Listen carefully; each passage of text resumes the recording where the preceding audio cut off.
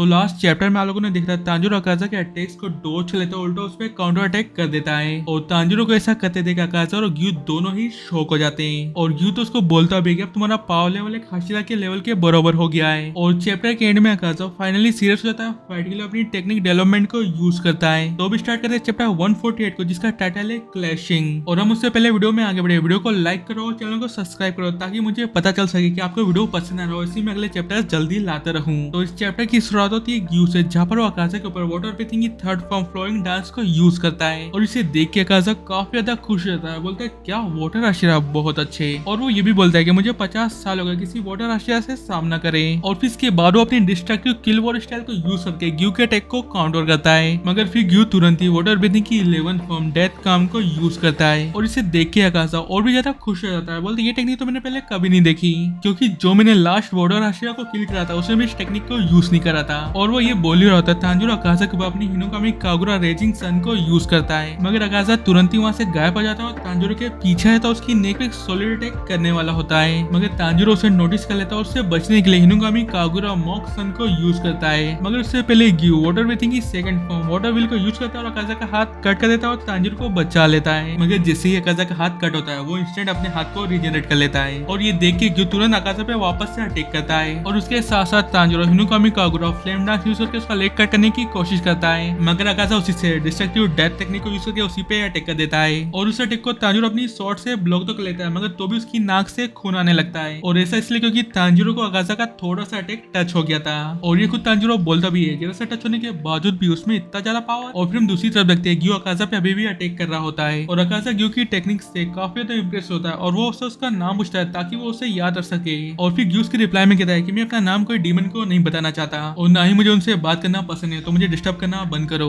और फिर अकाजा कहते हैं क्या तुम्हें बात करना पसंद नहीं है, मगर मुझे तो बहुत ज्यादा पसंद है और मैं तुमसे तुम्हारा नाम बार बार पूछूंगा। और फिर इसके बाद अकाजा ग्यू पे एक जोरदार किक मार देता है अपनी डिस्ट्रक्टिव डेथ टेक्निक को यूज करके और ग्यू से अपनी शॉट से रोकने की कोशिश तो करता है, मगर वो रोक नहीं पाता, 2-3 का टकराते हुए दूर फेंकाता है। और ये देखिए तांजिरो जोर से ग्यू का नाम पुकारता है और फिर तुरंत अकाजा तांजिरो के पास आ जाता है, बोलता है ओ अच्छा उसका नाम ग्यू है। और फिर इसके बाद दोनों ही एक दूसरे पे अपनी टेक्निक्स को यूज करते हैं। तांजिरो यूज करता है हिनोकामी कागुरा बर्निंग सन को और अकाजा यूज करता है डिस्ट्रक्टिव डेथ एटले डीमन कोर को। और फिर जब इन दोनों के अटैक्स एक दूसरे से टकराते हैं अकाजा को तो कुछ भी नहीं होता है, मगर तांजिरो दूर फेंका जाता है, मगर तो भी अकाजा उसकी तारीफ करता है क्योंकि वो उससे अच्छी खासी टक्कर दे रहा होता है। और फिर वो तांजिरो कहता है कि तुमने इतने छोटे टाइम में काफी ज्यादा ट्रेनिंग करी होगी इस लेवल पे आने के लिए, तो थोड़ा तारीफ करना तो बनता है, मगर क्योजूरो ने बहुत ही अच्छा काम किया था और उस वक्त तुम्हें कमजोर की तरह सिर्फ जमीन पे पड़े हुए थे, मगर अब देखो तुम कितना स्ट्रॉन्ग बन गए हो। और वो ये भी बोलता है कि अच्छा वो उस वक्त क्योजूरो मर गया था क्योंकि वो और ज्यादा स्ट्रॉन्ग नहीं बन सकता था और ऐसा इसलिए क्योंकि वो बस एक ह्यूमन ही बने रहना चाहता था। और फिर ये सुन के तांजिरो बहुत ही ज्यादा रेज में आ जाता है और वो अकाजा को अपने वर्ड्स वापस लेने के लिए बोलता है। और फिर अकाजा कहता है क्यों, मैं तो तुम दोनों की तारीफ ही कर रहा हूँ। और फिर तांजिरो कहता है नहीं तुम ऐसा कह सिर्फ उनकी इंसल्ट कर रहे हो। और फिर अकाजा कहता है नहीं तुम्हें कुछ गलत फहमी हो गई, मैं सिर्फ कमजोर लोगों की इंसल्ट करता हूँ क्योंकि वो लोग मुझे बिल्कुल पसंद नहीं है और यही लॉ ऑफ नेचर भी है कि सबसे पहले कमजोर लोग ही एलिमिनेट होते हैं। और फिर तांजिरो कहता है तुमने जो भी कहा वो सब गलत है और तुम यहाँ पर खड़े हो यही प्रूफ है कि सबको मदद की जरूरत होती है जब वो बच्चे होते हैं, क्योंकि वे बिना किसी की मदद के जी नहीं सकते हैं और तुम भी कोई अलग नहीं हो काजा। और क्या तुम्हें याद है जब तुम बच्चे थे तुम्हें किसने प्रोटेक्ट किया और किसने हेल्प की थी, और जो स्ट्रॉन्ग होते हैं वो कमजोर को प्रोटेक्ट करते हैं और जब एक कमजोर बंदा स्ट्रॉन्ग बन जाता है वो उनसे कमजोर लोगों की मदद करता है और यही लॉ ऑफ नेचर है। और जिस तरह तुम्हारी सोच है वो माफ करने के लायक भी नहीं है और अब तुम्हारे दिन खत्म हो चुके हैं, जो भी तुम तुम्हारी मर्जी से करा करते थे अब मैं तुम्हें नहीं करने दूंगा।